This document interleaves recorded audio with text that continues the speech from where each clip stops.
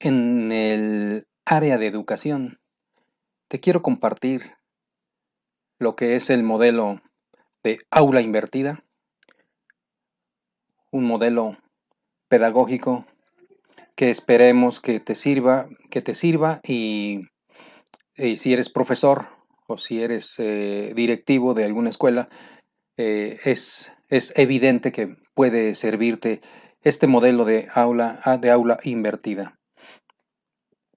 Mira, para empezar, al principio se me asignó, ¿no?, una investigación, el cual manejé como proyecto de intervención, pero por sus características y cumplimiento con el protocolo de investigación, pues maduró hacia una tesis, este modelo de aula invertida. Y el libro de aula invertida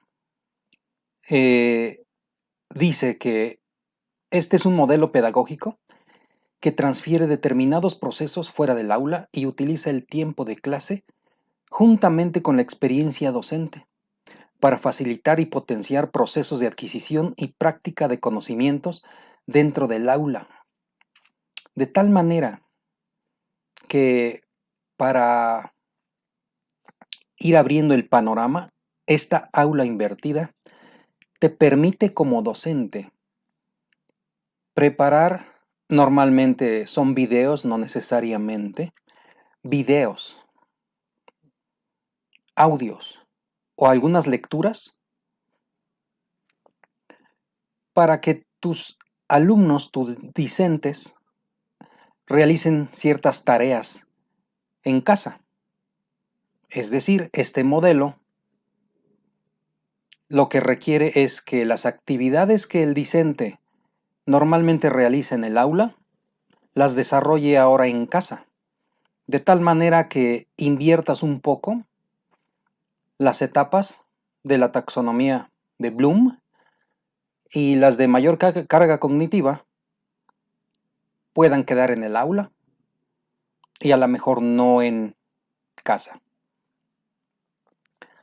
De tal manera que esos videos que preparas no tienen que ser tan aburridos de más allá de 10, 12 minutos y son explicativos. Bueno, en este caso, el aula invertida de la que te hablo, si ves aquí la presentación, tenemos 3 etapas: antes de la clase, en el salón de clase y después de clase. Tenemos docentes y discentes. Bueno, docente y discente. Antes de clase, como docente, se definen las competencias. Es importante, se definen las competencias que te acuerdas que en el pasado eran los objetivos de aprendizaje, las competencias que realmente quieres que tu discente pueda realizar. Y rápidamente, mira, puse aquí algo de información para ir, yo creo, a la pizarra, en donde recordamos rápidamente. Quiero que recuerdes que competencias es el conjunto de capacidades, tales como habilidades, conocimientos, actitudes y destrezas interesantes de cara a conseguir los objetivos fijados, bien a nivel empresarial, a nivel empresarial o a nivel de un puesto de trabajo específico o actividad. Fíjate, esas competencias, habilidades, conocimientos y actitudes, destrezas, esas son las competencias. Y recuerda que tenemos competencias básicas, que es combinación de destrezas, conocimientos y actitudes que ya vimos, que se aplican para adaptarse en diferentes contextos sociales. Podría decirse que son el conjunto de habilidades cognitivas que suelen ser alcanzadas y logradas en el desarrollo educativo de una persona, las cuales son indispensables para poder tener un correcto desenvolvimiento personal y social, hablando de las competencias básicas. Porque después vienen, mira, las competencias genéricas, que siguen siendo competencias, y este es un conjunto de conocimientos, actitudes, valores y habilidades que se relacionan entre sí. y cuya combinación permite el desempeño satisfactorio de la persona que aspira a alcanzar metas superiores a las básicas. Nuevamente, este es como un andamiaje, porque después vienen las competencias específicas. Se adquieren con la transmisión y asimilación por parte de la persona a partir de una serie de contenidos relativos a las áreas básicas del saber humanístico. Conceptos, teorías, conocimientos instrumentales, habilidades de investigación, formas de aplicación o estilos de trabajo que definen una disciplina concreta y son necesarias realmente para dominar un conocimiento, para después aplicarlo a un área específica. Recuerda que estas competencias específicas hay funcionales o técnicas. Bueno, quería hacer énfasis aquí en las competencias para, para salirnos de aquel paradigma de los objetivos, en donde recuerda que ya no enseñamos por objetivos. Desde hace mucho tiempo hay materias que te exigen no enseñar por objetivos, sino por competencias, lo que son idiomas, lo que son las ciencias duras, matemáticas. Es por eso que realmente el discente quiere saber en dónde va a aplicar ese conocimiento, qué competencias va a desarrollar. Por eso en ocasiones no nos permite ver el beneficio de una ciencia, de un conocimiento, porque no existe el campo de aplicación, aunque lo haya, pero el discente no lo ve. Bueno, ya que el docente define sus competencias,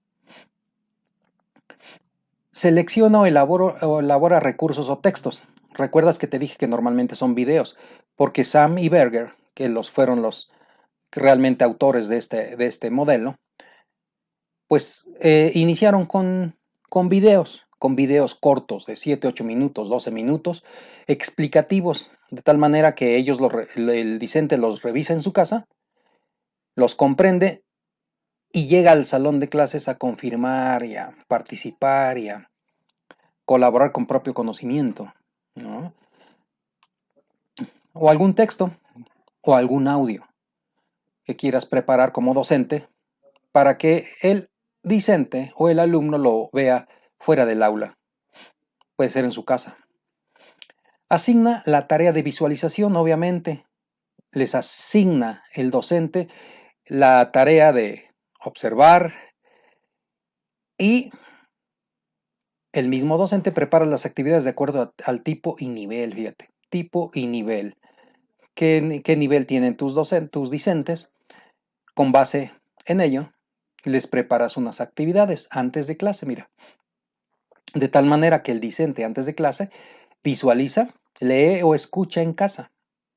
Contesta algún cuestionario en línea que le hayas dejado como para verificar, una, que sí realizó la actividad y otra, que en qué nivel está comprendiendo esa tarea. Y en el salón de clase, el docente ahí resuelve dudas de precisamente lo que comprendió o no comprendió el discente en casa. Identifica problemas de aprendizaje y comprensión. Ahí, en este momento en el que surgen los problemas de aprendizaje o de comprensión o de malentendido. Revisa los conceptos nuevos. Recuerda que hay conceptos nuevos que llevan tus videos y que ellos pueden tenerlos a lo mejor tergiversados. Bueno, lo revisa. El docente adapta la presentación de acuerdo a las respuestas del cuestionario previos. Este cuestionario que les dejó, a la hora de hacer la revisión, te das cuenta como docente si ese cuestionario está bien contestado y si no, esos problemas se abordan aquí en la clase. Guía y supervisa el trabajo de los discentes. Ahora los discentes están trabajando, fíjate. Los discentes se encuentran trabajando juntos en un aprendizaje no solo cooperativo, sino colaborativo. Revisa conceptos, ¿sí? Revisas los conceptos y además individualiza. ¿Qué quiere decir? Personaliza. Para aquellos discentes que les cuesta un poco de más trabajo o no es su forma de aprendizaje. hablando de inteligencias múltiples. ¿Y qué hace el discente en la clase? Bueno, pues realiza actividades de confirmación. ¿Qué quiere decir? Que una vez que eh, llega a la clase con lo que él comprendió, pues lo único que va a hacer es confirmar. Realiza el trabajo individual y colaborativo. Bueno, realiza su propio trabajo y además lo comparte con los demás. Y existe un aprendizaje, ¿no? De alumno a alumno. Tiene aprendizaje activo, fíjate, es un aprendizaje activo, no es meramente pasivo. Esto es muy importante, que olvidemos el modelo tradicional y sepamos que los estudiantes siempre han estado dispuestos a participar y a tener un aprendizaje activo. Después de clase, ¿qué hay que hacer después de clase? Como docente, ofrece la explicación y recursos adicionales, ¿no? La explicación y algunos recursos adicionales que él pueda consultar, a lo mejor algunos sitios, a lo mejor otros textos. Alienta el análisis a mayor profundidad, o sea, no solo con lo que aprendiste hoy. Si estás analizando el pensamiento crítico, te recomiendo estos textos, te recomiendo estos sitios de la red para que profundices en tu conocimiento. Revisa trabajos asignados. Claro, normalmente es obligación del docente, si asigna un trabajo, tiene que revisarlos. Se me hace un crimen que eh, realmente el docente asigna trabajos y no haya revisión o retroalimentación, no tendrían caso. Y el discente que hace después de la clase utiliza herramientas de aprendizaje colaborativo. Esto es importantísimo para precisamente su desarrollo y su aprendizaje por competencias. Aplica las recomendaciones y conocimientos adquiridos. Es cuando ya le toca aplicar, fíjate, esas recomendaciones, esos conocimientos, es ahí el momento de aplicarlos, ya después de la clase. Entonces, esto es un panorama de lo que podría ser el aula invertida, que estoy seguro que has escuchado, inclusive lo has aplicado y tiene su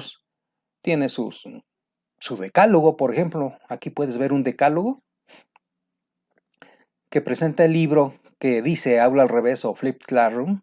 Y el decálogo que presenta, fíjate, que es la discusión, que la discusión parte de alumno a alumno y no de profesor a alumno. ¿Recuerdas? Si es colaborativo, en este caso es más llamativo, más interesante cuando es alumno a alumno, porque les permites, ¿no? Emplear su pensamiento crítico. Se potencia mira, aquí está precisamente, se potencia el pensamiento crítico, se trabaja mediante el aprendizaje cooperativo y además colaborativo. El contenido se centra en un contexto real. Este es importante, ¿sabes por qué? Porque normalmente aprendemos algunos contenidos temáticos sin contextualizar. Entonces,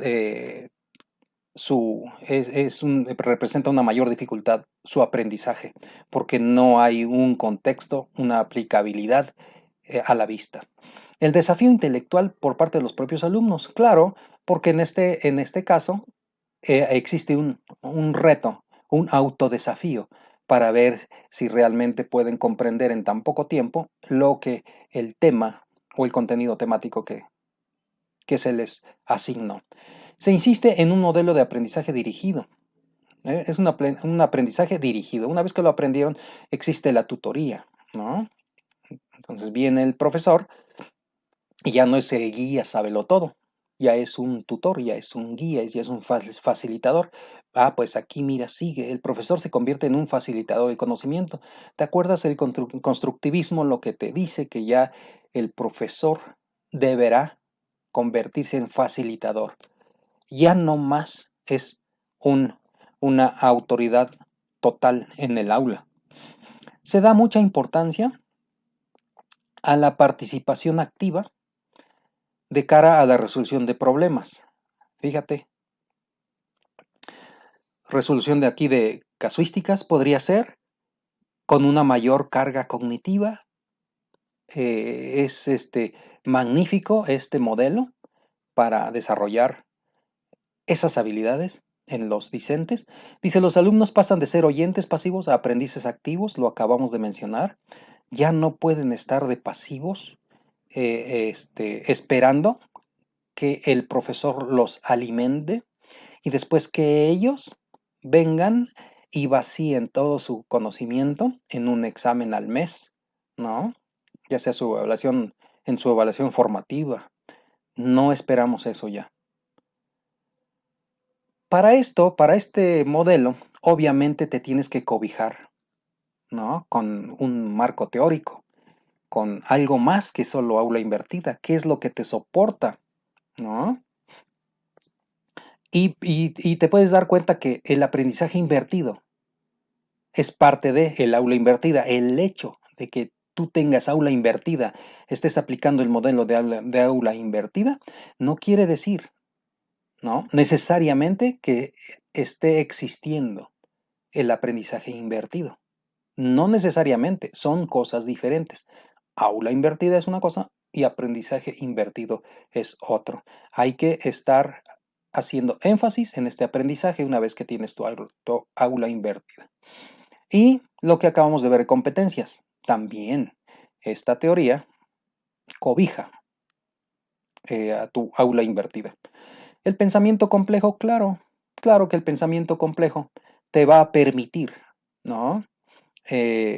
Tanto aplicarlo como desarrollarlo en los alumnos. Recuerda que el pensamiento complejo se sale de lo lineal.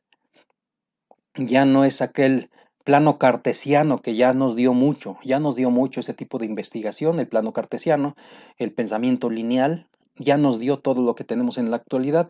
Sin embargo, se puede complementar con aquellas, qué sé yo, ciencias de la complejidad, de la que se deriva el pensamiento complejo, de la que es un pensamiento lateral, en donde te sales de la caja, en donde con tu pensamiento complejo ya no, ya no te guías por programas, sino por estrategias. Hay quien inclusive basándose en programas dice que es como ser o depender mucho, ¿no? De un programa y simplemente descansar y dejarte llevar por el programa. Es como una apatía cognitiva. Ese tipo de apatía porque ya está en un programa y esperas que suceda, cuando sabemos que no es así. Entonces empiezas a emplear diferente tipo de estrategias, jugar con los azares, jugar con los azares. Eso te permite el pensamiento complejo. Y puedes revisarlo. Edgar Morin es parte fundamental en el pensamiento complejo. Después viene inteligencias múltiples, ¿no? De Gardner, en donde, como tú lo sabes, te maneja diversas inteligencias para que el discente pueda aprender o comprender. No todos los discentes aprenden de la misma forma. En tu aula invertida te va a permitir, te va a permitir saber si tus alumnos son más kinestéticos, le llaman, o yo le llamaría cinéticos. Son más táctiles, son más auditivos, son más, ¿qué te gusta? Más visuales. Ahí es donde te va a permitir precisamente aplicar estas inteligencias múltiples más en un aula invertida que en un aula tradicional. Después, mira, nos seguimos cobijando y vemos a el empirismo. Y recuerda que el empirismo es una teoría epistemológica que considera a la experiencia sensorial como una fuente única del saber. Dice que todo conocimiento se fundamenta en la experiencia y se adquiere a través de esta. Está la idealista y la materialista, ¿no? Entonces, ese empirismo, pues juega un papel importante aquí, porque la experiencia juega un papel este, obviamente significativo, porque es el alumno el que está solo, el que está resolviendo en casa eh, el problema de precisamente de comprensión de un tema, de un contenido temático. Y después, mira, también viene un aprendizaje invisible, ¿no? Cristóbal Cobo y John Moravec han hecho mucha contribución con respecto al aprendizaje invisible, porque es una metateoría que integra diferentes ideas y perspectivas. Se describe como protoparadigma en una fase, pues se dirá que una fase beta, y que está en su plena construcción, fíjate, el aprendizaje invisible. Y en ocasiones me suena como si fuera un currículo invisible. Aquí, por ejemplo, podría ser que en sus videos puedan aprender muchas cosas que quizá en el aula ¿no? Que quizá al docente nunca se le hubiera ocurrido, pero el sistema sensorial del discente ya lo captó en casa, en algún video, eh, cosa que inclusive es sorprendente para el discente y para el docente. Después tenemos algo más que influye en el aula invertida, que es el aprendizaje significativo. Y claro que influye porque aquí el alumno va a construir a partir del conocimiento que ya tiene. ¿Te acuerdas de lo que marca el constructivismo? Bueno, ese andamiaje famoso en donde aquí en el aula invertida, el alumno se va a ubicar justamente a partir de donde sabe, ¿no? A partir de donde su conocimiento le permite avanzar. Obviamente materializando este aprendizaje significativo. Cuando llega al aula, ahí es cuando confirma. Y obviamente viene la enseñanza situada, ¿no? ¿Te acuerdas de Díaz Barriga que nos comenta de su enseñanza situada? Y prácticamente esto está en contra de una enseñanza descontextualizada. ¿Te acuerdas? Descontextualizada. Es una premisa que tiene esta enseñanza situada, es que aprender, hacer y reflexionar son acciones indisociables, ¿no? Siempre está aprender, hacer y reflexionar como elementos importantes y que no se pueden disasociar. Esta famosa enseñanza situada, precisamente, ¿no? Habla de esa situación que ellos están encontrando dentro de en su problema a resolver en este modelo de aula invertida. También, obviamente, aprender a aprender es parte de esta aula invertida.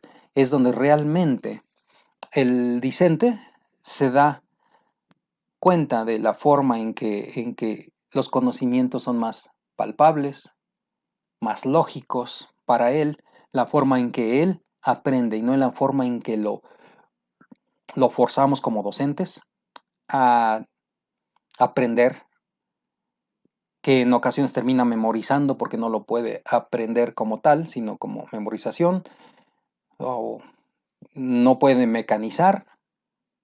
Entonces él va a aprender a aprender. Es una buena oportunidad con este modelo. De tal manera que al tener los dos grupos, o los dos grupos, el de control y el experimental, dio resultados positivos, empleando el modelo de aula invertida, comparado con un aula tradicional. Hablando de promedios, ¿no? Estas son meramente gráficas, que ya le extraje todo lo demás, pero son gráficas representativas que surgieron a partir del estudio o análisis de los resultados, ¿no? De aula invertida y aula tradicional, en donde sorprendentemente había un buen incremento en el promedio, en el aula, en el aula invertida, perdón. Pero no solo eso, quiero decirte que afortunadamente la tecnología es parte de. Recuerda que la tecnología solo va a acompañarte, no va a sustituirte, solo te acompaña. Y ejemplo claro que te va a acompañar es que, mira, para crear videos interactivos, tenemos un Panopto, por ejemplo, que graba imágenes en webcam. Esas presentaciones incluye actividades, encuestas y otras actividades interactivas. El MoveNote selecciona materiales didácticos que necesitas y tú te grabas ahí explicándolos. Screencast-O-Matic captura la pantalla del ordenador, o sea, de tu computadora, y añades ahí audio o video para la webcam. Edpuzzle, mira, desde que es puzzle, pues ya sabemos que es un cuestionario. Selecciona videos, dice selecciona, te está hablando a ti. Selecciona videos, edítalos, añade audio, asígnalos a tus discentes y comprueba que comprenden mediante cuestionamientos insertos durante el video. Screener, bueno, graba la pantalla de la compu a la vez que la explicación en audio. Se recomienda para videos tutoriales. Mira, Educanon añade imágenes a videos, explicaciones, enlaces y actividades dinámicas de respuesta abierta o cerrada. Japiak añade enlaces, textos, imágenes y cuestionarios de respuesta múltiple o abierta a los videos. Blabber, bueno, introduce cuestionarios a partir de videos de YouTube y compártelos, dice. Introduce estos cuestionarios y compártelos. The Mad Video añade valor a los videos con tags que incluyen enlaces, imágenes y explicación mediante unos iconos circulares y particulares, obviamente. Bueno, después tenemos, también puedes crear tus presentaciones, ¿no? Con esta tecnología. ¿Te acuerdas de SlideShare? Bueno, para crear y compartir presentaciones online. Acuérdate que es para los sitios web y para blogs. PhotoPitch para crear presentaciones de imágenes con transiciones. Puedes añadir música y texto sobre impreso. Mira, Prezi, ¿te acuerdas de Prezi? Es muy popular. Estoy seguro que la has empleado. Para presentaciones dinámicas y atractivas, para pasar de unos elementos a otros mediante zoom y movimiento. ¿Te acuerdas de esos acercamientos que hace cada que vas a tocar algún tema en particular? Después viene My Documenta. Bueno, este es para crear, publicar y compartir presentaciones y proyectos interactivos. Después también hay para que fomentes el aprendizaje colaborativo. No se te olvide que el Office 365 ofrece espacio para la creación de mini sites, ¿no? Mini sitios, grupos de trabajo, almacenaje en la nube, creación online, en documentos, chat y muchas otras cosas. Google Apps for Education. Entorno colaborativo de Google integra herramientas como Google Drive, Google Calendar o Google Sites y otros. Y mira, Edmodo para crear grupos en los que los alumnos debaten, trabajan en equipo, comparten documentos, elaboran y participan en encuestas, entre otras cosas, ¿no? Bueno, y mira, como conclusión de esta aula invertida, que si te llama la atención, realmente se está aplicando ya de hace años para acá. Aula invertida, ya sea que seas de matemáticas, ¿no?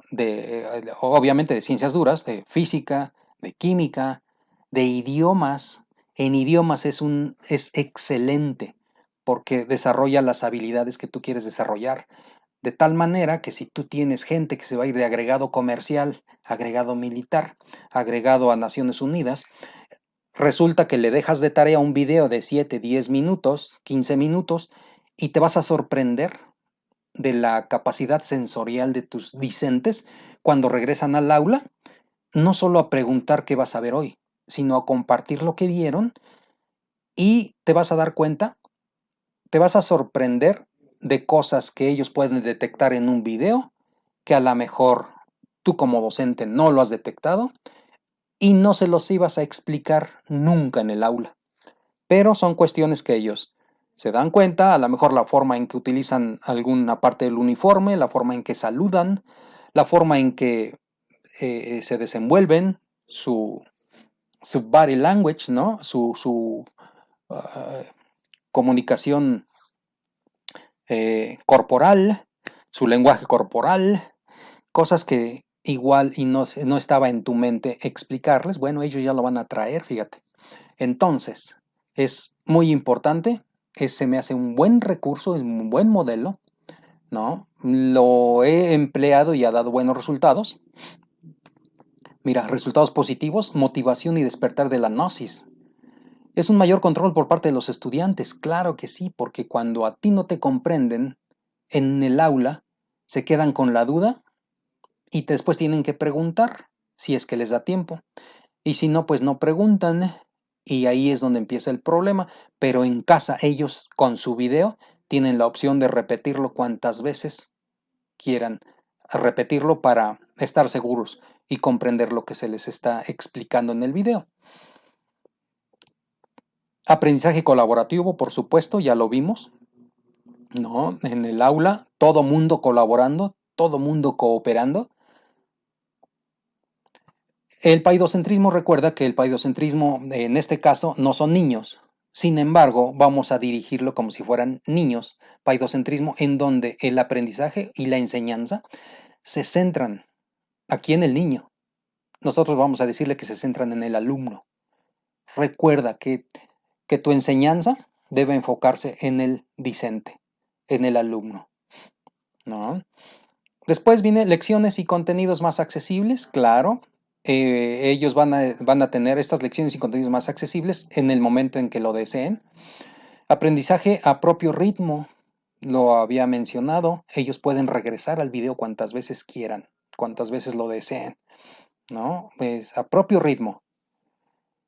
Preparación previa a la clase, claro. Cuando tú entras al aula, todo mundo está en la misma página, en la misma frecuencia y todo mundo hablando del contenido temático a revisar. Hay una mayor participación, por supuesto, porque ya el tiempo de explicación ya pasó. Ahora toca participar.